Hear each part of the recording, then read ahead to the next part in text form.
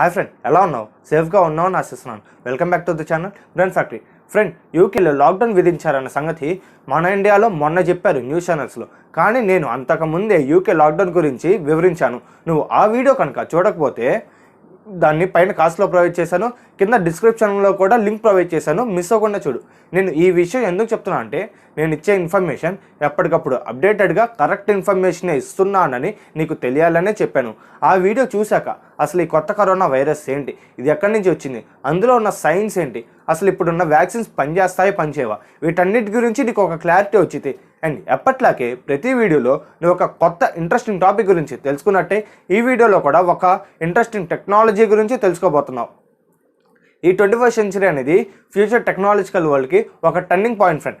నేను turning point అని ఎందుకన్నానంటే, ఇంతకు ముందున్న సెంచరీస్కి ఈ 21st సెంచరీకి కంపేర్ చేసినట్టయితే ఈ 21st సెంచరీలోనే చాలా చేంజెస్ వచ్చినాయి, చాలా టెక్నాలజీస్ డెవలప్ అయినాయి, ఇంకా చాలా కొత్త కొత్త టెక్నాలజీస్ అనేవి కనిపెడుతూ ఉన్నారు. ఈ టర్నింగ్ పాయింట్ అనేది ఫ్యూచర్ టెక్నాలజికల్ వరల్డ్కి ఒక బేస్మెంట్గా మారి ఫ్రెండ్. ఇప్పుడు టెక్నాలజీస్ అనేవి చాలా డెవలప్ అవుతున్నాయి, రోజు రోజుకి చాలా టెక్నాలజీస్ వస్తున్నాయి. ఇప్పుడు మనం చూసినట్టయితే ఆటోనమస్ కార్స్ వస్తున్నాయి, చాలా రకాల రోబోట్స్ని కనిపెడుతున్నారు. ఫ్యూచర్లో ప్రతి ఒక్కరికి ప్రతి చోట ఇంటర్నెట్ ఫ్రీగా ఉండాలని చాలా ప్రాజెక్ట్స్ని చేస్తున్నారు. ఏలియన్స్ గురించి తెలుసుకోవడం కోసం ఎన్నో శాటిలైట్స్ని పంపిస్తున్నారు. మార్స్ మీద కూడా మనుషులు జీవించాలనే ఉద్దేశంతోనే ముందు మార్స్ యొక్క అట్మాస్ఫియర్ గురించి తెలుసుకోవాలని ఎన్నో రోబోట్స్ని పంపిస్తున్నారు.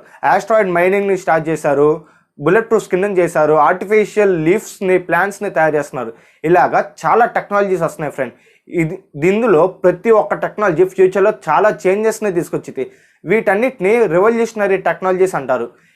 కానీ ఈ టెక్నాలజీస్ అనేవి ఒక్క రీజన్ వరకే ఉంటాయి ఫ్రెండ్. అంటే వీటికి కామన్ మ్యాన్కి ఎలాంటి సంబంధం ఉండదు. కానీ ఈ రెవల్యూషనరీ టెక్నాలజీస్లో ఒక టెక్నాలజీ కామన్ మ్యాన్కి బాగా రిలేటెడ్గా ఉండేది. ఆ టెక్నాలజీ గురించి ఈ వీడియో. 3D printing technology. ఈ టెక్నాలజీ గురించి తెలుసుకోబోయే ముందు అసలు నార్మల్ ప్రింటర్స్కి ఈ 3D ప్రింటర్కి తేడా ఏంటో తెలుసుకున్నాం.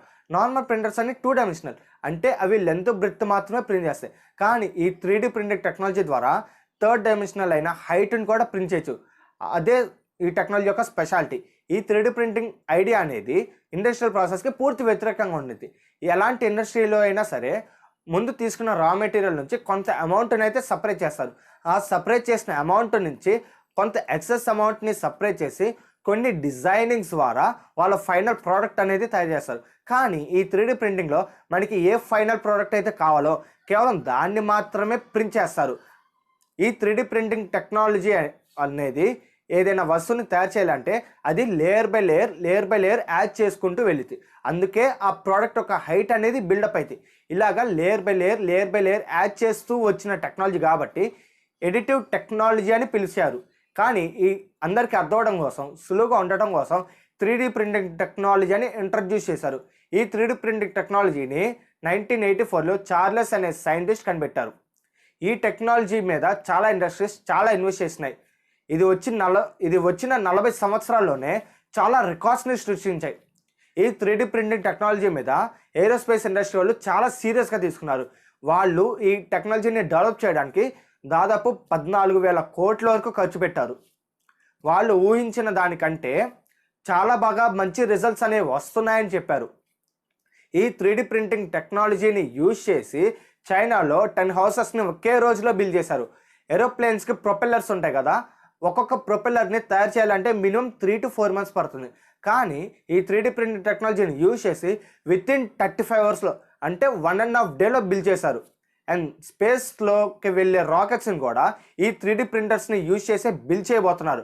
ఇప్పుడు చాలా రకాల రోబోట్స్ని ప్రింట్ చేస్తున్నారు. ఫ్యూచర్లో ఈ టెక్నాలజీని యూజ్ చేసి మనుషుల్ని కూడా ప్రింట్ చేస్తారట. ఫుడ్ ఇండస్ట్రీలో కూడా ఈ టెక్నాలజీని వాడుతున్నారు. మెడికల్ వరల్డ్లో, డెంటల్ ఇండస్ట్రీలో, ఇలాగ చాలా ఇండస్ట్రీస్లో ఈ టెక్నాలజీకి స్కోప్ ఉంది. ప్రతి ఒక్క ఇండస్ట్రీలో వాడుతున్నారు. క్లోతింగ్ ఇండస్ట్రీస్లో వాడుతున్నారు, గ్లాస్ ఇండస్ట్రీస్లో వాడుతున్నారు. ఇలాగ ప్రతి ఒక్క ఇండస్ట్రీలోనూ ఈ 3D ప్రింటింగ్కి స్కోప్ ఉంది, ప్రతి ఒక్కరు వాడుతున్నారు.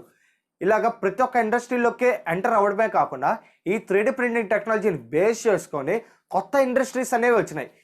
పూర్తిగా ఈ 3D ప్రింటింగ్ టెక్నాలజీని బేస్ చేసుకొని ఇప్పుడు స్పేస్లో లివింగ్ ఆర్గాన్స్ని తయారు చేస్తున్నారు. ఇంత ఫాస్ట్గా ఒక టెక్నాలజీ డెవలప్ అనేది చాలా రేర్ సిచ్యువేషన్స్. అందుకే ఈ 21st సెంచరీ అనేది ఒక టర్నింగ్ పాయింట్ అని చెప్పాను.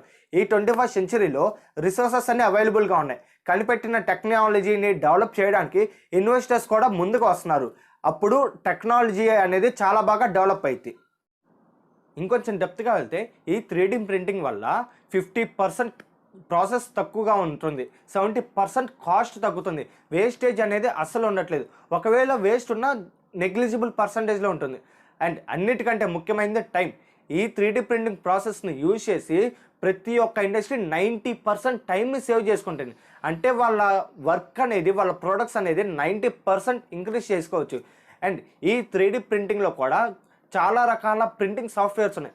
వాటిలో ది బెస్ట్ ఏంటంటే Tinkercad, Solid Edge, Meshmixer, MeshLab, OpenSCAD, Blender ఇలాగా ఉన్నాయి.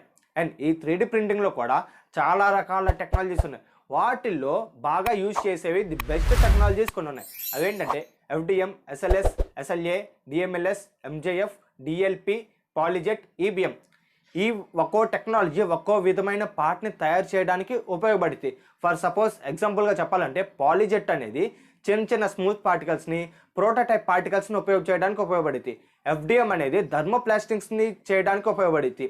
SLS అనేది మూవింగ్ పార్టికల్స్ని, మెడికల్ ప్రోడక్ట్స్ని ఉపయోగ చేయడానికి ఉపయోగపడుతుంది. ఇలాగా ఒక్కో విధమైన టెక్నాలజీ ఒక్కో విధమైన పార్టికల్ని తయారు చేయడానికి ఉపయోగపడుతుంది. ఈ అన్ని టెక్నాలజీస్లో కామన్గా జరిగే ప్రాసెస్ ఏంటంటే, నువ్వు దేన్నైతే ప్రింట్ చేయాలనుకుంటున్నావో ఆ ప్రింట్ని 360 degreesలో చాలా ఫొటోస్ తీయాలి. ఆ ఫొటోస్ అన్నిటిని మెర్జ్ చేసి దానిని STLT అనే ఫైల్లో సేవ్ చేయాలి. STLT అంటే స్టీరియో లిథియోగ్రఫీ ఫైల్. ఈ సేవ్ చేసిన STLT ఫైల్ని నువ్వు ఒక స్లైసింగ్ సాఫ్ట్వేర్లోకి అప్లోడ్ చేసి నీకు కావాల్సిన height, length, with, design, colour ఇలాగా చాలా రకాల కాన్ఫిగరేషన్స్ని సెట్ చేసుకోవచ్చు. ఆ స్లైసింగ్ సాఫ్ట్వేర్ నుంచి వచ్చిన అవుట్పుట్ని నువ్వు జస్ట్ ప్రింటర్కి అప్లోడ్ చేస్తే చాలు, నీకు వితిన్ మినిట్స్లో నీకు కావాల్సిన దాన్ని ప్రింట్ చేసి ఇస్తుంది. అయితే ఇక్కడ ప్రింట్ చేసి ఇచ్చిన తర్వాత ఆ పార్ట్ని కొంచెంసేపు సన్లైట్లో కానీ UV రేస్లో కానీ ఉంచాలి. అప్పుడే ఆ పార్ట్కి కావాల్సిన స్ట్రెంగ్త్ అనేది వస్తుంది. ఫ్రెండ్, చూసావు కదా ఈ 3D ప్రింటింగ్ టెక్నాలజీ ఎలా డెవలప్ అయింది, ఏ రంగాల్లో వాడుతున్నారో. మరి ఈ వీడియో కనుక నీకు నచ్చినట్టయితే లైక్ చేయి. అండ్ మరిన్ని వీడియోస్ కోసం, మరిన్ని ఇంట్రెస్టింగ్ టాపిక్ కోసం మా ఛానల్ని